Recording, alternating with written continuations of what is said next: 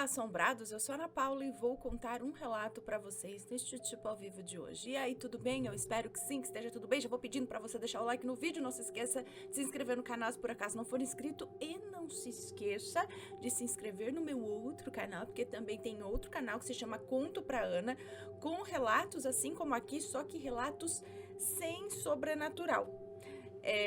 Histórias de vida, histórias românticas, histórias tristes, histórias interessantes. Só que o foco não é o sobrenatural, o terror, enfim, ok? E é isso, o link pro outro canal tá aqui também na descrição desse vídeo. Entra lá, se gostar, se inscreve e tudo mais. Espero que goste. Então vamos para este daqui, que ó, já começa aqui, ó. Foi o pacto de sangue que causou tudo, e já teve um pacto que rolou aqui, então vamos ver. Oi, Ana, tudo bem? Eu sou a fulana, aquela que contou o relato sobre o ET. Primeiro, obrigada pelos comentários, eu estou lendo todos. Aquele que foi chipada, é isso? Enfim, bora para mais um relato. Na adolescência, acredito que quase todo mundo sofre por absolutamente tudo, né? Principalmente quando o assunto é amor. Aquela fase em que a gente acha que encontrou o amor da vida, que vai casar, que vai ter filhos, que vai viver feliz para sempre. Eu tava nesse tipo de... Quem nunca, né? Quem nunca?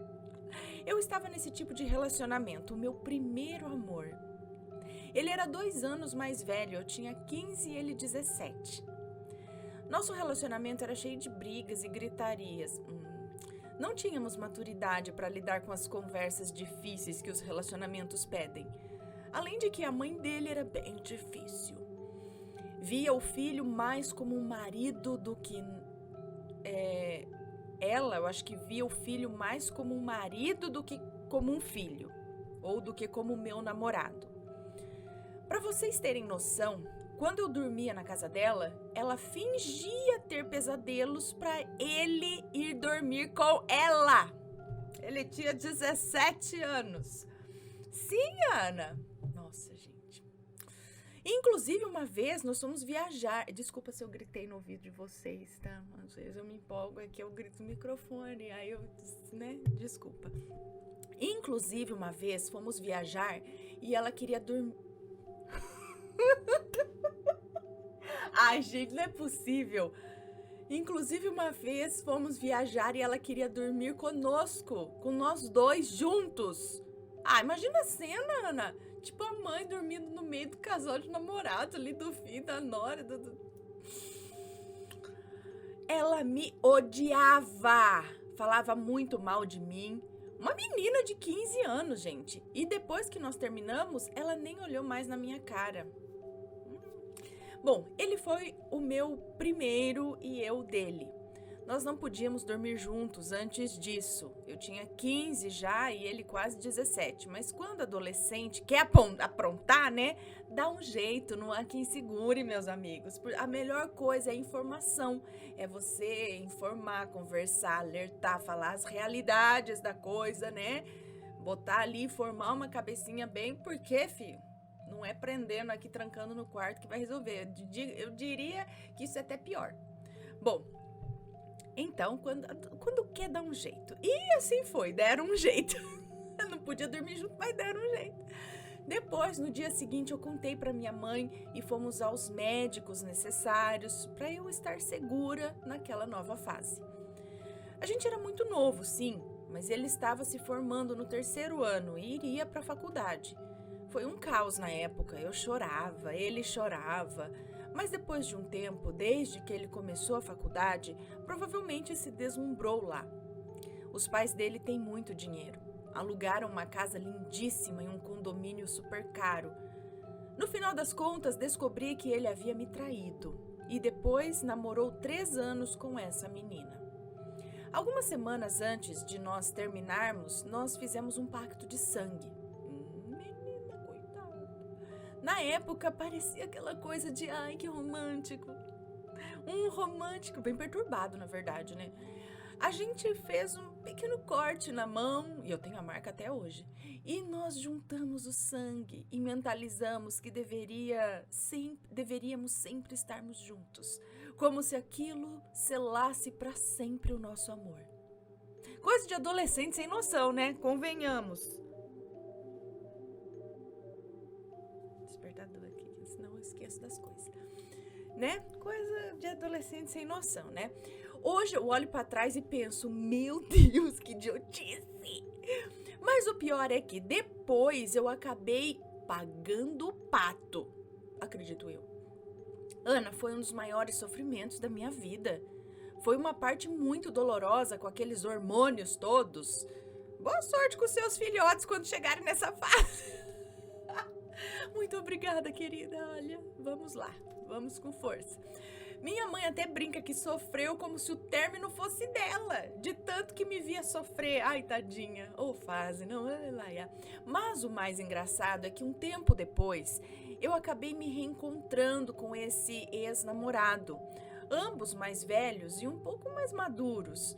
Olhei pra cara dele e falei, meu Deus do céu, como a gente é diferente, nada a ver. E ele deu risada, concordou comigo e ficamos só naquilo mesmo, né? Tipo, que fase, né? Olha só então, né? Passou. Enfim, eu morava numa casa de esquina que depois descobri ficar numa encruzilhada feminina. O que é uma encruzilhada feminina? Não sabia se tem encruzilhada feminina e masculina?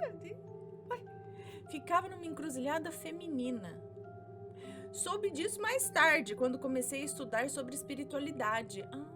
Como já contei no outro relato, sempre tive muitas experiências espirituais. Inclusive, no dia em que me mudei dessa casa, aconteceu algo bem estranho. Eu estava tomando banho, de porta aberta, porque eu morava só com a minha mãe, e eu vi um homem passar. Ele era alto, usava terno, uma cartola e tinha uma barba branca. Parecia cena de filme. Eu até pensei que estava ficando louca, mas não era a primeira vez que eu via algo assim. Depois do término, eu comecei a ter muita paralisia do sono. E como eu estava mal emocionalmente, a minha vibração estava muito baixa, o que acabou me deixando vulnerável espiritualmente. Eu dormia de porta aberta. E um spoiler, hoje em dia nunca mais fiz isso. Nas paralisias eu sentia presenças, mas eu não via nada. Até que um dia eu vi um homem careca, acima do peso, acenando para mim e sorrindo. Ana, o sorriso dele era aterrorizante. A energia daquele homem era tão pesada que parecia que o quarto escurecia. Eu tentava me mexer e não conseguia, só depois de muito esforço. Eu criei até uma técnica para tentar sair do transe, que é fechar os olhos, relaxar o corpo e respirar fundo e lentamente. Mas o medo era tanto que eu travava. Isso começou a acontecer todas as noites. Aquele homem vivia aparecendo. Até que um dia, por volta das 9 horas da noite, eu fui dormir chorando, triste, sem querer pensar em nada. Tava quase pegando no sono quando senti algo me enforcando. Eu vi uma sombra escura, sem rosto, me apertando o pescoço com força. Eu não conseguia gritar nem respirar. Foi um desespero. Quando finalmente consegui me soltar, eu comecei a gritar. Meu tio e minha mãe, que estavam na cozinha, correram até mim. Eu dizia que alguém tinha me enforcado. Eles acenderam as luzes, mas, é claro, não viram nada. Algumas semanas depois, eu comecei a frequentar um centro de Umbanda, porque sempre tive curiosidade com todos aqueles eventos, né? Era bom mesmo procurar um refúgio, né? Foi uma experiência linda, uma religião muito estudada, acolhedora e cheia de sabedoria. Quando eu cheguei lá, eu nem precisei contar o que vinha acontecendo. Os médiuns logo perceberam que havia algo comigo, que eu tinha mediunidade, mas estava descontrolada e totalmente vulnerável. Em uma gira de esquerda, uma pombagira se apresentou para mim e disse: "Fique tranquila, enquanto você cuidar da sua espiritualidade, eu vou aparecer para você em sua casa." 3 dias depois, eu estava deitada no sofá e tive mais uma paralisia do sono. Dessa vez, eu vi uma pantera preta, enorme, atravessando a sala. Ela veio até mim, lambeu a minha mão e foi embora. Sim, uma pantera! Eu sei que parece impossível, e quando nós vemos o impossível, tentando E quando nós vemos o impossível, ficamos tentando racionalizar ao máximo, não sei. Mas na hora eu entendi o recado. Era como se dissesse que eu estava protegida. Com o tempo, comecei a ficar um pouco melhor emocionalmente e acabei me distanciando um pouco da espiritualidade. Erro que hoje eu reconheço. Algumas semanas depois, eu comecei a ter sonhos muito estranhos com o trabalho da minha mãe. Ela trabalhava na parte administrativa de um posto de saúde, auxiliando as enfermeiras, que infelizmente são muito sobrecarregadas. Uma noite eu sonhei que um homem entrava lá com uma faca e acabava com todo mundo, se é que me entende, inclusive com a minha mãe. Era assim, sangue para todo lado. Eu acordei desesperada, chorando e contei para minha mãe. Ela me acalmou, dizendo que era só um pesadelo. E Ana, você não vai acreditar. Uma semana depois, um homem realmente entrou lá com um machado e não uma faca. Ele gritava dizendo que ia acabar com todo mundo e que ninguém ia conseguir impedi-lo. Minha mãe me contou que na hora lembrou do meu sonho. Ela conseguiu trancar várias pessoas num quartinho até a polícia chegar. Felizmente, ninguém se machucou. Foi aí que eu percebi. Nem sempre um sonho é só um sonho. Às vezes é um aviso. E que nitidamente eu não estava bem. Algo realmente estava estranho. Depois de tudo isso, eu conheci um menino aleatoriamente e acabei ficando com ele. Demos uns beijinhos e tudo mais. Eu estava começando a me recuperar daquele sofrimento, né? E pensei, quem sabe agora as coisas começam a melhorar. Durante uma gira, eu perguntei para uma das entidades, ele é o cara para mim? Normalmente, quando temos muitas dúvidas, a resposta é um grandíssimo não, né? E a resposta da entidade foi, eu vou te mostrar se esse homem é para você. Isso foi numa quinta-feira. Na sexta, saímos eu, ele, uma amiga e outro rapaz para andar na praia à noite. Eu morava no litoral. A gente se afastou um pouco para ficar sozinhos e, de repente, 2 homens encapuzados apareceram, ameaçando ele para entregar o celular e tudo que ele tinha. O mais estranho é que eles nem olharam para mim, como se eu nem existisse ali. Com medo, eu falei que eu não tinha nada e eles simplesmente me ignoraram. Sabe o que ele fez, Ana, o rapaz? Saiu correndo e me deixou sozinha com aqueles homens. À noite, tá?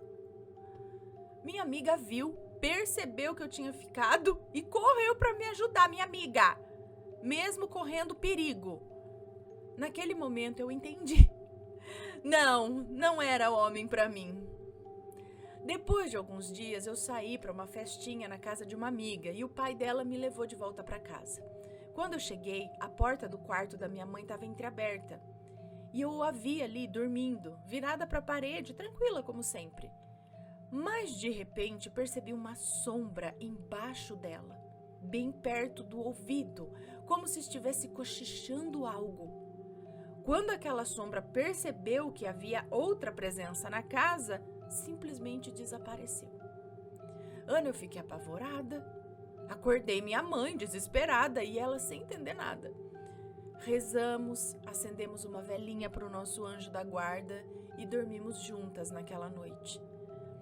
Bom, esses tipos aí de eventos continuaram. O homem careca, os arrepios, sombras e tudo mais. Mas só melhoraram um pouco depois que eu me desconectei mesmo daquela pessoa, do pacto de sangue. Depois de alguns anos, eu comecei a namorar um cara que, apesar de ter sido um péssimo relacionamento, ele me ajudou com o pacto de sangue que eu fiz na ingenuidade e na ignorância. Depois disso, eu não tive eventos tão marcantes como esses. E como mencionei no outro relato, quanto mais eu trabalhava minha espiritualidade, mais intensas e claras as coisas se tornavam. Para uma adolescente, era tudo muito mais forte. Agora fica a dúvida, tudo isso foi por eu estar com baixa vibração ou esse pacto, de fato, interferiu no meu campo energético? Ou sei lá, a casa talvez? porque os eventos aumentaram quando eu me mudei para lá. Deixem aí nos comentários do vídeo a opinião de vocês, porque eu gostaria muito de ler. Tive outros relatos, né, outras coisas aconteceram comigo depois disso e antes também, mas eu quis deixar aqui essa sequência aqui desses meses. Ana, muito obrigada por ler e compartilhar o meu relato. Quando vi você, o vídeo e o ET, eu me arrepiei inteira. Acho que eu gravei o vídeo do ET, isso. Fico feliz em poder dividir essas experiências para alertar e mostrar que existe muito mais entre o céu e a terra do que a gente imagina. E mesmo para quem não acredita, se caso um dia acontecer algo com vocês já terão algumas dicas em mente. Também achei interessante suas considerações no final do vídeo. Eu não sabia que havia tantos relatos parecidos assim. Fui pesquisar tudo depois, inclusive esses Tall Grays. Obrigada também aos assombrados pelos comentários e carinho de sempre. Um beijo para você, muito obrigada. E menina, nesse caso aqui, eu acho que tudo tem relação, tudo tá ligado. Esse pacto, esses juramentos, essas intenções colocadas tem muita força, né?